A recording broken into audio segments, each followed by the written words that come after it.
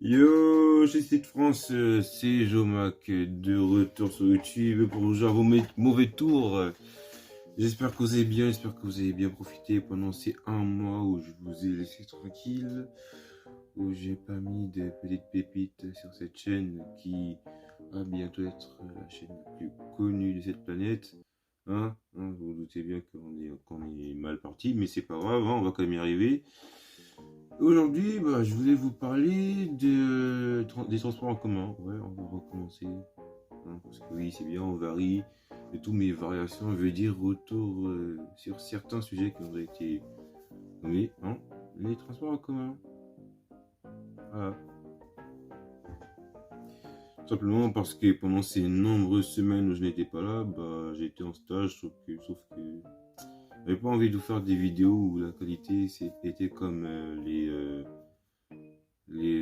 périodes de décembre. Là. Vous voyez très bien de quel type de vidéo je peux vous parler. Pour faire simple, on va parler du transport en commun.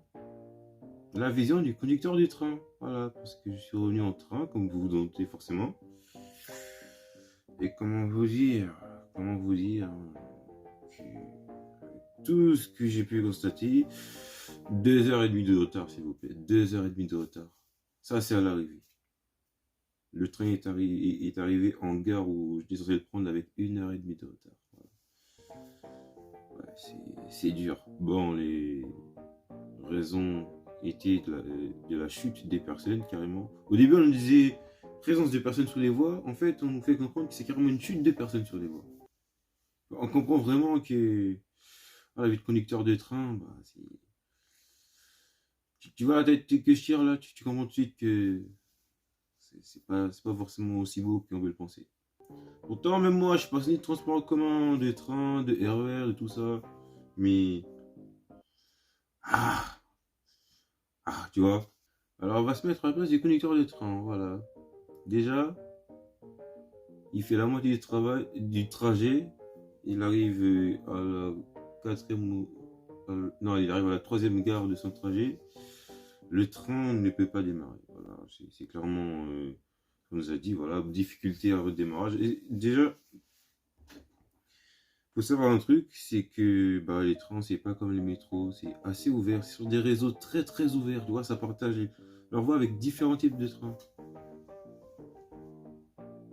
Déjà, faut que vous sachiez qu'il y a aussi plusieurs types de trains, parce que il y a les trains express régionaux, en l'occurrence en Ile-de-France, c'est les RER, mais pour les autres régions, ils appellent ça pareil, train express régional, les TER.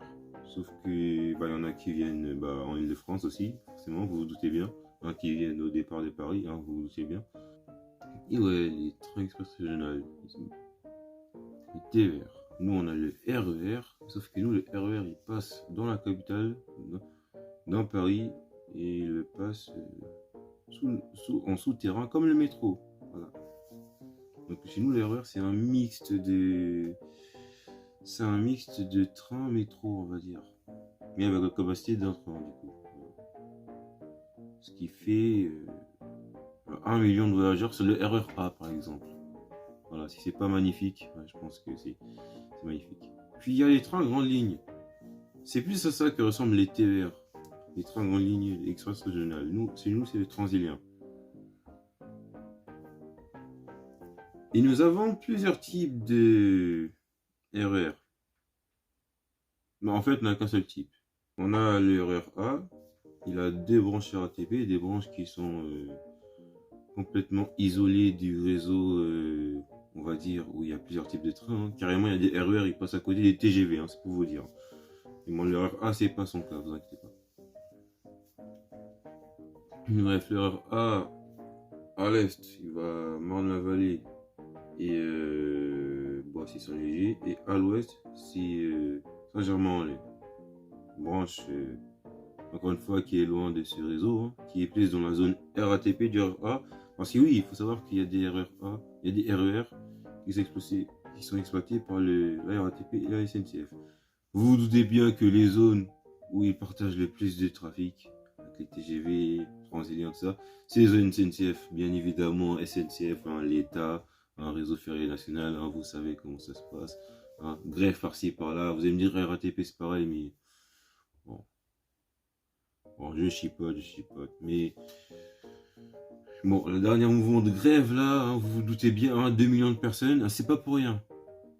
Voilà, je pose ça. Bref, c'est RER A, à l'ouest, il y a Saint-Germain-en-Laye, la branche tranquille, et les deux branches, comme par hasard, qui sont connectées au réseau ferré national, SNCF, hein, Cergy et Poissy. Voilà. On appelle ça l'interconnexion, qui se fait à Nanterre-Préfecture. Voilà.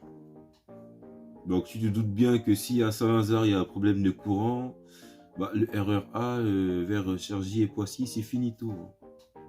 Tu rajoutes à ça le fait qu'il passe à la Défense, hein, oui, la Défense. Un gros pôle de correspondance, hein, il y a tout ce qu'il faut. Il y a la ligne 1, métro, ligne 2, tramway, hein, le T2. Et il y a les Transiliens, bien sûr, qui viennent. Bon, non, c'est trop. Vraiment, c'est trop. Vraiment, tu rajoutes à ça le fait qu'il y ait plus d'1 million de voyageurs sur la ligne. Bon, l'heure B aussi, il y a 1 million. Elle, c'est 1,4 million. Hein. Bien évidemment, tu rajoutes à ça, malgré ceci, qu'il y ait que des trains à 2 niveaux désormais. Hein. Que des trains à 2 niveaux, un MI09, une dizaine. Ça, c'est le nom de code pour les personnes de transport en commun. Hein, je sais que vous allez forcément voir cette vidéo. Et ouais, tu te doutes bien qu'avec tout ce bordel, l'RER A, c'est pas facile tous les jours. Et encore là, ça s'est calmé, hein, parce que là, ce que j'entends dans les périodes de 2008-2009, là, c'était la crise. C'était la crise, ce que j'entends, vraiment. Pourtant, c'est la période où nous, parce que les transports en commun, on était plus fans du RER A. C'est bon. Bon, c'est plus le côté nostalgique, hein, on va se le dire, les sons du moteur, tout ça. Mais la réalité, c'est que, bon, en tant qu'usager, t'étais coincé dans ton train, tu pouvais pas respirer. Non, on va dire les vérités. Hein. Mais bon, en tant que conducteur, c'est vrai que, en tant que conducteur, devoir gérer des tonnes de passagers dans le train, oh là, ça devrait pas être facile, hein. Vraiment. Bon, et là je vous parle du RER A, mais en parlant du RER D, il y a moins de voyageurs. Dieu merci, parce que vous allez comprendre par la suite que c'est pas une ligne facile. Déjà le RER D, ça partage les voies avec des TER et des TGV au nord et au sud. Ah oui, et on rajoute à ça bien sûr la différence de courant, hein, parce que sinon c'est pas drôle. Au nord de la France, plus au nord de la France, et partant des gares du Nord, gare Saint-Lazare et gare de l'Est, c'est le réseau de la SNCF électrifié par 25 kV alternative 50 Hz. Voilà. Monophasé, si je peux apporter une précision encore. Hein. Courant monophasé, 25 kV, bref, c'est vraiment... Et au sud, au départ de gare de Lyon, gare d'Austerlitz, gare Montparnasse, et un peu plus au sud de la France, c'est 1,5 kV. Hein, 25, enfin plus de 20 fois moins que ce qui est électrifié au nord. Voilà. Continu. Voilà, en plus c'est continu. Ça veut dire c'est pas comme si ça changeait, comme si au courant alternatif. Là, non, c'est continu. Sans vraiment que il y a moins de...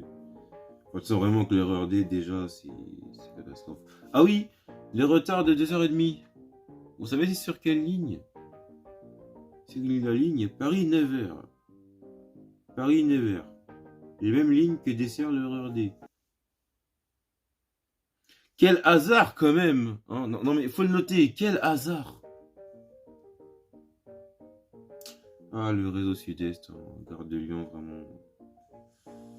Bref, au nord et au sud, ça dessert c'est sur les mêmes réseaux que les TGV en plus. Hein, ça aussi, il faut en parler. Hein. Vraiment, RERD, vraiment. En plus, bon, les deux extrémités de la ligne, ça sort de l'Île-de-France. Mais attends, mais qu'est-ce que tu veux faire? Qu'est-ce que tu veux faire? Encore heureux, dans Paris, les seuls trains qui traversent toute la ligne de RERD, ils sortent de l'Île-de-France qu'au nord. Et encore, c'est pas tous les trains qui sortent de l'Île-de-France. Mais t'imagines bien que dans tous les cas, c'est un bordel sans nom. C'est un bordel sans nom. En plus, quand tu pars d'une gare et que le train qui est censé être devant toi, bah, il n'est pas là, bon, en général, on te laisse pas trop le droit de partir avant.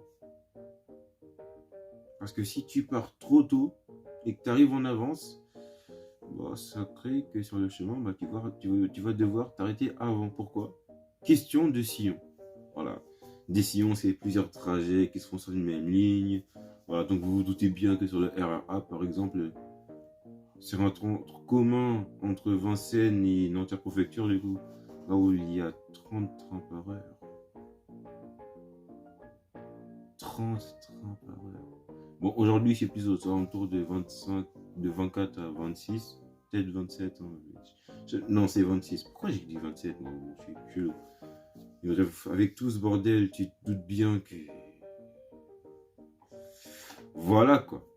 Là, c'est catastrophique. Autre détail qui a son importance au niveau des trains. Parce que, bon, on parle de tout ce qui est réseau, des différents trains. Mais il y a aussi les intercités. Ces trains-là qui sautent des arrêts, qui passent dans des gares, tu les vois passer, si tu es ne serait-ce que trop proche de la voie, tu sais que tu vas mourir. Ces trains-là qui passent à travers les gares à 200 à l'heure.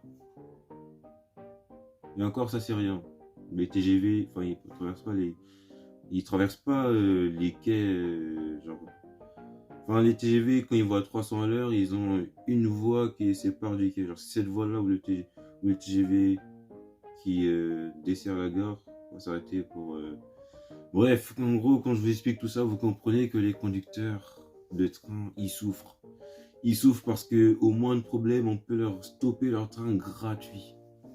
Mais gratuit. En plus, c'est frustrant. C'est pas comme les bus où s'ils peuvent pas avancer s'ils sont dans les embouteillages, bah écoute, ils sont dans les embouteillages, tu veux qu'ils fassent quoi? Et là, le train, il n'y a rien devant lui, rien. Le conducteur, il voit rien. Mais on lui dit, arrête-toi là. Parce que devant, il y a un problème. Parce que devant, il y a des travaux. Tu dois faire des déviations. Oh! Non, les conducteurs, ils souffrent. Hein. Vraiment, faut dire les termes. Faut dire les termes. Et en plus, on se retrouve face à des conducteurs qui vont bientôt souffrir avec ces histoires de concurrence. Oh, ça y est, ça y est, ça y est. Oh, faut doser. Bon, l'avantage avec tout ça, c'est que du coup, la SNCF va prendre un peu plus soin des trains parce que voilà, ils savent qu'il y a de la concurrence du coup. Hein? En général, quand il n'y a pas de concurrence, tu prends les choses pour acquis. On va dire les termes. On va dire les termes. Ouais, voilà, c'est une vidéo récapitulative de la vie des conducteurs de train. Voilà, les transports en commun vus d'un conducteur de train. Hein, vous doutez bien que c'est pas facile tous les jours. Voilà, ça va faire la différence entre un TGV. Parce que oui, les conducteurs de train en plus, ils ne conduisent pas que les RER. Des fois, tu peux les voir sur des Paris-Lyon qui durent 3 heures. Voilà, des trains qui vont à 300 à l'heure. Des trains qui consomment 9000 kilowatts, 9 mégas. Bref. Mais heureusement qu'ils vont vite, hein, parce que s'ils consommaient 9 mégawatts pour aller à 100 à l'heure, non mais ça allait pas le faire en fait. Ça allait pas le faire. Bref, j'espère que cette vidéo, un peu coup de gueule, hein, je pense qu'on peut le dire. J'espère que cette vidéo vous aura plu. Et si c'est le cas, n'hésitez pas à vous abonner à la chaîne, à poser un like. Ah oui, ça mange pas de pain. Et moi, je vous dis à la prochaine. Peace. Dieu garde.